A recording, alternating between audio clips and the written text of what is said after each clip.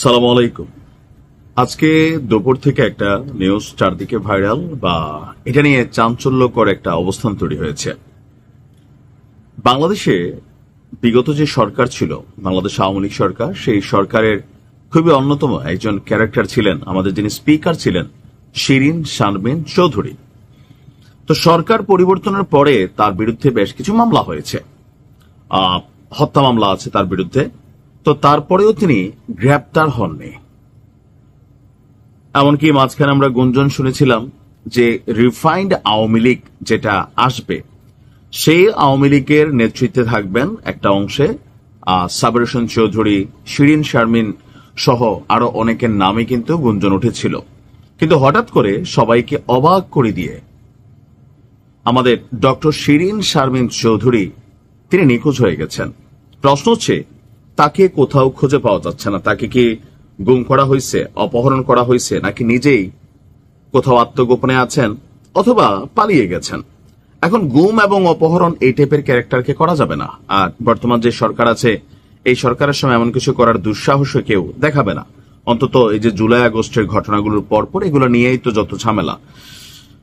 তো এখন আজকে যে তথ্যগুলো গণমাধ্যম দিচ্ছে যে সাবেক স্পিকার শিরিন শারমিন চৌধুরী, তাকে কোথাও খুঁজে পাওয়া যাচ্ছে না। ইভেন তার গতিবিধি সম্পর্কে বা মুভমেন্ট সম্পর্কে সরকারের কাছে কোনো তথ্য নেই। তবে ইতিমধ্যে গুঞ্জন উঠেছে বা আলোচনা এসেছে তিনি বাংলাদেশ ছেড়ে পালিয়ে গেছেন। তাহলে প্রশ্ন হলো, এই মুহূর্তে বাংলাদেশ ছেড়ে তিনি কিভাবে পালালেন? তো কোথায় পালালেন? এয়ারপোর্ট দিয়ে না। যেটা তথ্য আসছে যে স্বামী সহ দেশ ছেড়ে সীমান্তের ওপারে অর্থাৎ ভারতে আশ্রয় নিয়েছেন শিরিন শারমিন চৌধুরী। আজকে আমাদের স্বরাষ্ট্র মন্ত্রণালয় থেকে যেই বক্তব্য আসছে যে তার বিরুদ্ধে যে হত্যা মামলা হয়েছে, 1 বছরেও তদন্ত শেষ হয়নি। আর তদন্ত শেষ না হওয়ার কারণে দ্বিধায় ছিল অন্তর্বর্তী সরকার। সংশ্লিষ্ট মন্ত্রণালয় এবং দপ্তরগুলোর মধ্যে এ নিয়ে টানাপোড়েন আছে।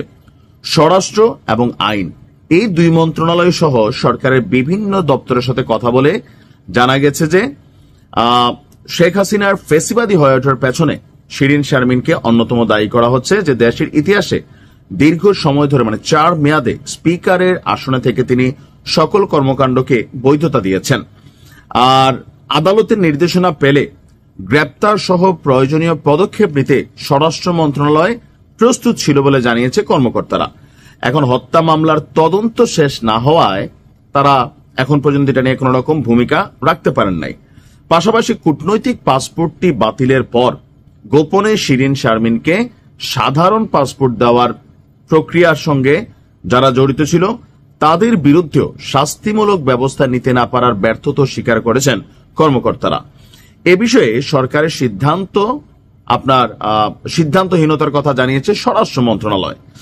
এখন দেশে নাকি বিদেশে, তো এই তথ্যরা যে নিউজ করছে, যে পত্রিকা করছে, এটা হচ্ছে আমার দেশ। মাহমুদ ভাই আবার মোটামুটি সবার পিছনে তিনি গোয়েন্দা গ্রুপ সেট করে রাখছেন। আমার দেশ পত্রিকায় যতটুকু তথ্য আছে যে সাবেক স্পিকারের বিষয়ে কোনো অফিসিয়াল তথ্য নাই স্বরাষ্ট্র মন্ত্রণালয়ের কাছে। তবে যতটুকু তাদের কাছে তথ্য ছিল যে ঢাকাতেই তার ভাইয়ের বাসায় স্বামীকে নিয়ে বসবাস করছিলেন, তার বিষয়ে নির্দেশনা চাওয়া হয়েছিল। আবার কেউ কেউ বলছেন পাসপোর্ট ছাড়াই তিনি স্থলপথে সীমান্তের ওপারে গিয়ে আশ্রয় নিয়েছেন। এখনো তার বিষয়ে আমরা কোনো ধরনের নির্দেশনা পাইনি। আর উপরের পর্যায় থেকে নির্দেশনা এলে বিষয়টা আরো সামনের দিকে যাবে। এখন সরকারের 2টি গোয়েন্দা সংস্থা, একটি তদন্ত সংস্থার প্রধানের সাথে আমার দেশ পত্রিকা কথা বলেছে। তাদের বক্তব্য হচ্ছে ঢাকার একটি সুরক্ষিত এলাকায় ভাইয়ের বাসায় স্বামী এবং ছোট ছেলেকে নিয়ে তিনি বসবাস করছেন, সরকারের ঊর্ধ্বতন এক গোয়েন্দা সংস্থার কর্মকর্তার দাবি। তবে সরকারের পক্ষ থেকে তার বিষয়ে কোনো নির্দেশনা নাই। আর চলতি বছরের প্রথম দিকে শিরিন শারমিন রাজধানীর খিলক্ষেত এলাকায় অবস্থান করছিলেন। তো গ্রেপ্তারের উদ্যোগ নেওয়া হলেও পরে তাকে গ্রেপ্তার করা হয়নি। আর দিন শেষে তিনি আত্মগোপনে আছেন বলা হচ্ছে। আর ভারতে যাওয়ার ব্যাপারে যে তথ্যটা, সেটা আমার দেশ পত্রিকার বক্তব্য হচ্ছে যে সরকারেরই একটা গোয়েন্দা সংস্থার ঊর্ধ্বতন এক কর্মকর্তা আমার দেশ পত্রিকাকে বলছে যে কূটনৈতিক পাসপোর্ট বাতিলের পর তিনি সাধারণ পাসপোর্ট নেওয়ার চেষ্টা করে ব্যর্থ হন, এরপর পুরোপুরি আত্মগোপনে চলে যান।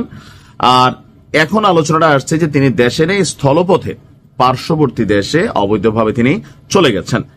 আর এ ব্যাপারে স্বরাষ্ট্র উপদেষ্টা আমাদের কোনো মন্তব্য করেন নাই। আসলে এখন থাকতে পারে তিনি দেশে আছেন, আবার হতে পারে তিনি ভারতে চলে গেছেন, কিন্তু একটা মানুষ এত বড় একজন ক্যারেক্টার তিনি দেশ থেকে নাই হয়ে গেলেন, ভাই গুমও তো হইতে পারে, অপহরণ তো হইতে পারে, দেশে আত্মগোপনও থাকতে পারে, এখন অনেক কিছু তো করতে পারে, তাই না? এখন তিনি ভারতে চলে গেছেন, উনি ভারতে যে গেছেন এর কোনো প্রমাণ আছে? প্রমাণ তো নাই। যে কর্মকর্তারা বলছেন তাহলে তো প্রমাণ থাকা দরকার। এত বড় একজন মানুষ রাতারাতি নিখোঁজ হয়ে গেলেন, আসলে ওনার সাথে কি ঘটলো সেটা তো জানার অধিকার সবার আছে। আশা করি এই সম্পর্কে আমরা সুস্পষ্ট তথ্য পাবো। ভালো থাকুন।